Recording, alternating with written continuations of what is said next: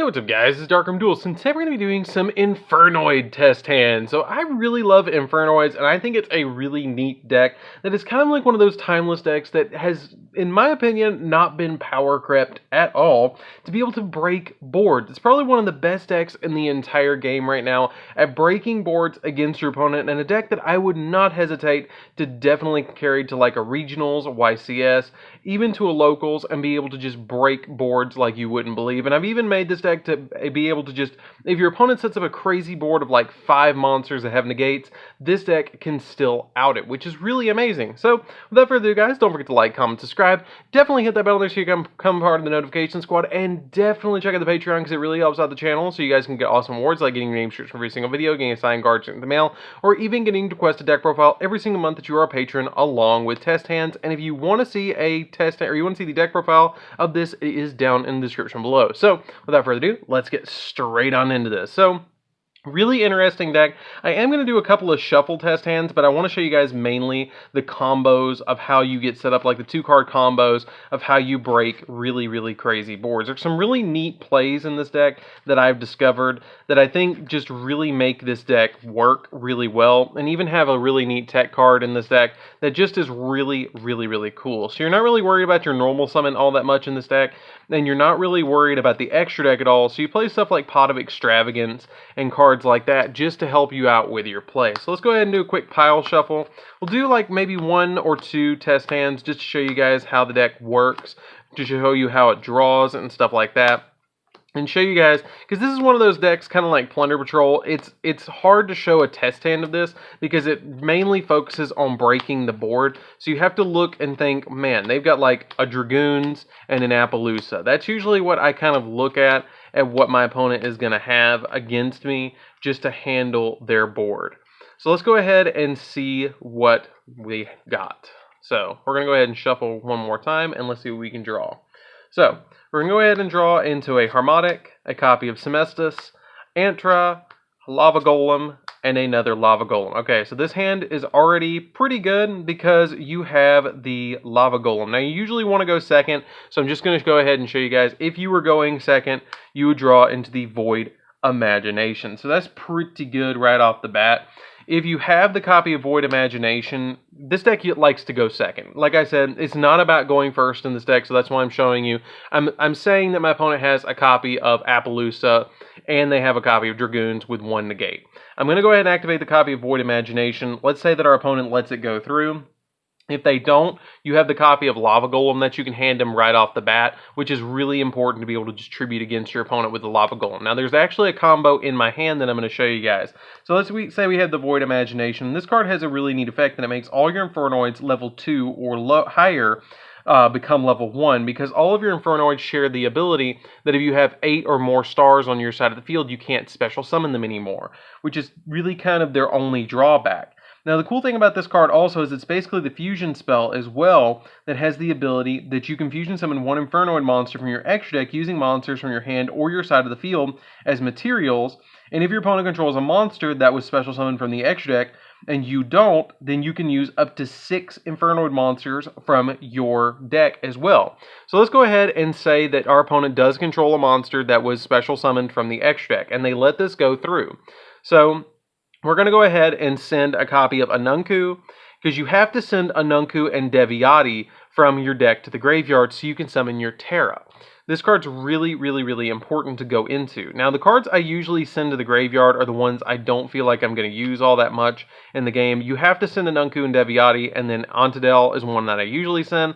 I'll usually leave the Sajet in my deck too because of the copy of Void Feast. Void Feast is really important and a really good card in the deck. These two will get you set up, which is nice, and then using a copy of Petrulia, and then maybe a copy of Semestus, and maybe the other copy of Petrulia would be totally fine to send those 6 from the extra deck to the graveyard to be able to summon a monster from the extra deck. So let's go ahead and send these 6. Now, this card gains effects depending on the amount that you send to the graveyard, which is kind of cool. If you send If you send 5 or more, each player sends the top 3 cards of their deck to the graveyard. If you send 3 or more, you send 3 cards from your extra deck to the graveyard, which is the main effect that you want to go off with this card. So we're going to go ahead and summon the copy of Terra onto our side of the field.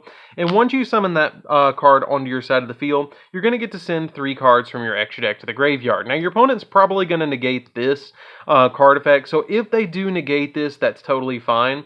If they don't, then you're going to get to pop 3, which is the cool thing, because you get to send 2 copies of Nist, and you have a copy of Omega in your extra deck as well, so you're going to get 2 pops, and you have the Omega as well to be able to recycle your cards, which is super nice to be able to do. If you want to play the 3rd Nist, you can. I feel like 2 usually is fine, especially with the Lava Golem. If they have back row, then you can pop the back row. If they don't, then you can just deal with it another way. But you have plays right here where you get 2 pops. But if they do negate it, let's just go ahead and say they do negate this, and this card gets destroyed. You have a backup play. That's totally fine. That card is actually the bait for this play. So you're actually going to special summon out a copy of your Lava Golem to your opponent's side of the field by tributing 2 of their monsters. Now you can actually break a board with just the Lava Golem because you have an Antra in your hand. So that's what's the really cool combo that I wanted to show you guys about this. Since you have the copy of Lava Golem on the field, you can actually banish a card from your graveyard and special summon out your copy of Antra.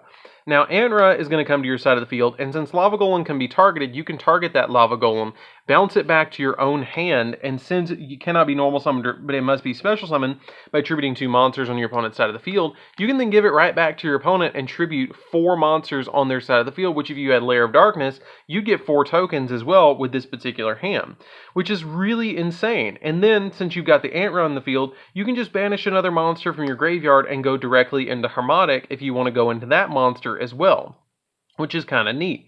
Which you can just banish another Petrulia or a copy of Ontadel or whatever you want, use the copy of Harmonic, and then just pop the Lava Golem. So you've just gotten rid of 4 cards on your opponent's side of the field and potentially had 2 pops against your opponent if they didn't negate, which is kind of cool. So it kind of baits out your opponent with the play that they think you're trying to get with the 3500 beat stick, but you also have that other play there. Now the other cool thing is you can actually go for an OTK. Since we only have level 5 on the field, we don't have that actual full level out. You can just banish 3 monsters from your graveyard like this, 3 of your Infernoids, and special summon out your copy of a Nunku if you want to special summon out that copy of a Nunku. And then you can link summon if you want to link summon. Totally up to you if you go into a link summon at this point to go into a copy of Phoenix or go into a copy of Unicorn. I probably would just stick with the field that I have. Keep in mind the Harmonic cannot attack and going for the 3k smack. Then you also have the copy of Lava Golem in your hand that if your opponent does establish a second board, you've still got plays. So you have a really interesting field right here. I do play the one of Void Apocalypse in here too, which comes in handy sometimes. So let's go ahead and I'm going to show you guys, that was the really cool combo with Lava Golem and Antra, where you can give your opponent that copy of Lava Golem and then bounce it back to your hand for multiple uses. It's kind of like a kaiju, but on diesel fuel, which is kind of cool, which is why it's on fire. So let's go ahead and shuffle up the deck. Now, the really cool thing as well about this build is that you play Lair of Darkness. So I'm going to show you a really neat way to actually out Dragoons and a lot of really powerful monsters that your opponent might actually be playing.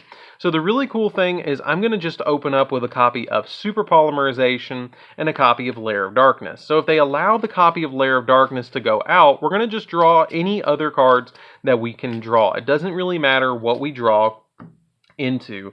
So we're going to draw into a copy of Void Apocalypse, Semestus, and a copy of Petrulia. That's totally fine because we still have plays.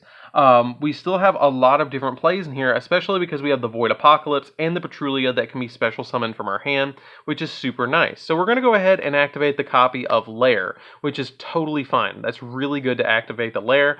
And then you can activate the copy of your Super Polymerization. If your opponent has 2 monsters on the field, you can just instantly go into a copy of your Starving Venom Fusion Dragon, because you can fusion summon 2 monsters away. You won't be able to special summon any of your Infernoids because it is a level 8, because all of your Infernoids share the ability that they cannot be normal summoned or set. They must be special summoned by banishing a certain number of Infernoids from your graveyard, and then while the total levels and ranks of all effect monsters you control are 8 or lower, it cannot be special summoned by other ways. So that's the really cool thing. It's not that big of a deal to just be able to just go at your opponent with a copy of Starving Venom because you broke board. So that's the really cool thing about the interaction between Lair and Super Poly, as well as having the backup plays that if your opponent somehow gets rid of your copy of your Starving Venom by any means, you also have the Petrulia that you can banish the Semestus, or you can even set your plays up even better with the copy of Void Apocalypse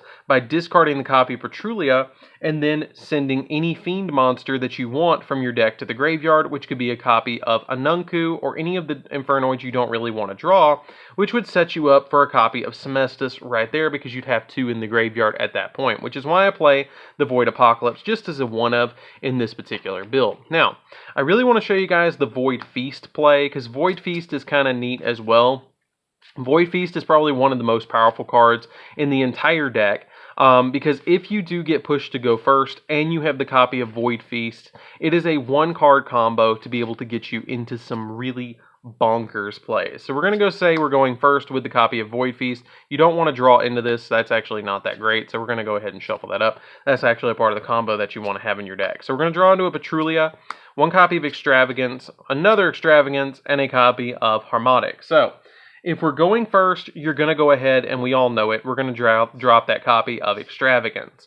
And we're going to immediately draw 2 by banishing 2 or 6 out of our extra deck, which we're just going to shuffle it up. This combo doesn't really matter for the extra deck. So we're going to banish 6, which is 3 right there, and 3 right there. We're going to take a quick look and see what we actually hit, which we hit a couple of Super Poly targets. We hit the copy of the Nist, which is not that big of a deal, and we hit our Starving Venom. So Super Poly is kind of rendered useless at this point, which is not that big of a deal because we don't have it, and we don't have Lair, so it's kind of turned off anyways.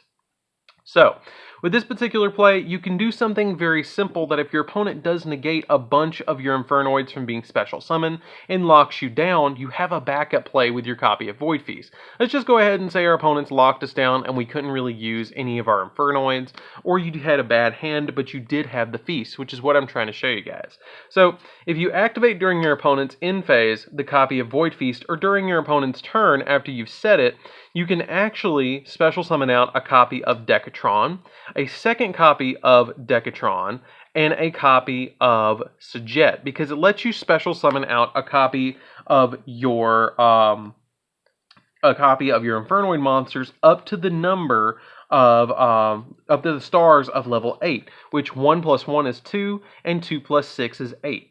Then your copies of Decatron will chain to one another, and you'll be able to send additional Infernoids from your deck to the graveyard, which is usually a copy of Deviati and a copy of Anunku, which is the 2 that I usually send to the graveyard because I have set up with the copy of Sajet and Decatron on my side of the field to be able to go into additional plays, which is really, really, really nice. So if we pass turn and it goes back to us during end phase and we didn't get OTK'd, because it does ignore the summoning conditions, even if you did summon out these copies of your Infernoids, you still would be able to resolve the copy of Void Feast, which is super nice. The other side note moment of kind of point is you also had the copy of the, let's see, where is it? You have your copy of Void Vanishment. Void Vanishment actually has a really neat effect that lets you discard a card to add a Void Spell or Trap from your deck to your hand, which is why we only play 1 copy of Void Feast, because once you resolve it once, it's totally over and you can't really use it more than once and be really effective with it, because you're trying to summon out your Decatrons, and once Decatrons hit the field, you're totally fine. So you could resolve copies of like Semestus and get that on your side of the field just to be a little defensive, or go into Petrulia if you wanted to on the first turn. But we just, for conversation's sake, not to make it complicated, we just went ahead with this. So if we're going into our next turn, which this would be turn 3 now, you could go ahead and activate that copy of Extravagance once you draw. So we're going to go ahead and activate the Extravagance, which is going to let us draw 2, which now we have the Super Poly, shuffle up the deck. I really like maining the Super Poly, by the way, because it just helps out when you do get that Lair of Darkness combo that I was showing you guys. It really helps out. So the last 3 that we have in the extra deck is going to be a copy of Gravity Controller, Nightmare Unicorn, and Nightmare Phoenix, which is great because we have plenty of cards to actually go off with. The only thing that I kind of regret that I don't have is this, but it doesn't really matter because we still have plays. By the way, these would be banished face down, but it doesn't really matter. So, once you have a play going on like this, you have plenty of plays that you can go from here, where you have your copies of your link monsters and your extra deck to fix your board, so you don't have to really worry about more plays. Now, you can link these two away if you want to link these two away, and you can go into a copy of a Nightmare Phoenix at this point, and then you could link away a copy of the Decatron and the Phoenix to be able to go into Unicorn. And the nice thing is about this deck is it doesn't worry about paying cost. So if I were to pop a Spell or Trap with the Phoenix, I could just discard Semestis and it's still live. If I wanted to spin a card on my opponent's side of the field, I could discard the Untadel because I can revive it from the graveyard, which is again not that big of a deal. So I've spun a card and I've popped a Spell or Trap, and then I have all my other Infernoids to just go in for whatever I need. If I've already popped the back row, I can summon out a copy of Anunku from my deck, or from my graveyard, because I've used the Anunku and the Deviati. Or I can go into some really neat plays, and I can kind of bait out the opponent by going into a Harmonic because it's only a level 3, and I can count the levels. Now, if you go into the copy of Harmonic, you can just banish a copy of Decatron because it's already been used and you don't really need it anymore. After that, you could go into a copy of Petrulia. If you wanted to go into a copy of Petrulia, pop a Spell or Trap, pop a monster if you want to, and then you have both of these, then you've only gone to 7. Now that you've only gone to 7, you can go even higher, and you can go to your 10. So you can go banish a copy of Decatron, banish a copy of Sajet, and banish a copy of Semestis at this point, and go into a copy of your Anunku, because now you've board wiped your opponent as well, because this is basically Raigeki when it hits the field against your opponent, because it has the ability that when it's summoned, when this card is special summoned, you destroy all their monsters on the field. So yes, it does destroy yours, but that's not that big of a deal because you're getting rid of your opponent's field as well, and you're able to attack your opponent for 3k, and it's a walking negation, which is super nice. So the other really cool play is if you didn't have those extravagance, the last really neat play that I want to show you guys that's really, really cool kind of goes in with Void Feast as well.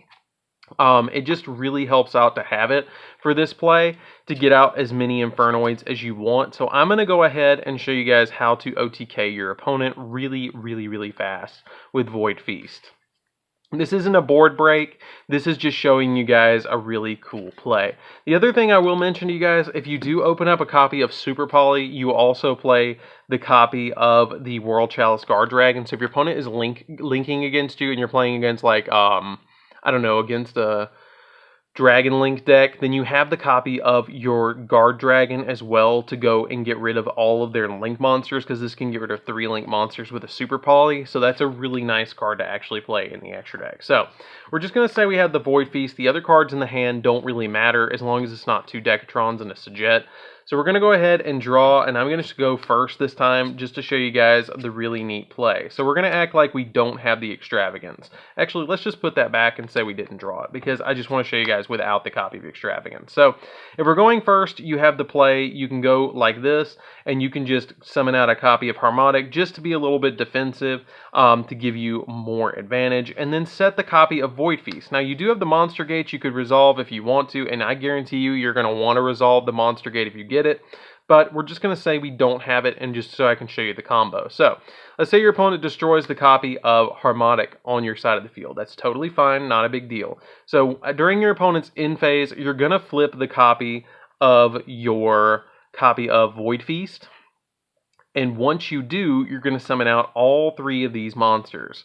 Flip over your copy of your Void Feast, get these 3 on the field, and then you get the copy of Decatron's effects. Decatron effect will send from your graveyard to your graveyard. I usually send, if I'm trying to go in for this play, a copy of Ontadel and a copy of Semestis, because they are going to be the key players in what you're about to do against your opponent, and the Lava Golem in your hand is going to help out a lot too, because it can break your opponent's board for what you're about to do to them. So we're going to go ahead and we're going to go into our turn, and we're going to draw into a copy of Deviati. Okay, so now you can give your opponent the copy of Lava Golem and get rid of 2 monsters on their field. Now, what I like to do at this particular moment is I like to link climb. So what you're going to do is you're going to go ahead and you're going to basically go for the Avermax, or the, not Avermax, but the Equal Max combo. It just takes 2 monsters, including a link monster, so we're going to use these 2 on our side of the field. This would be above this zone. That's very important to put it where the copy of Equal Max is going to point.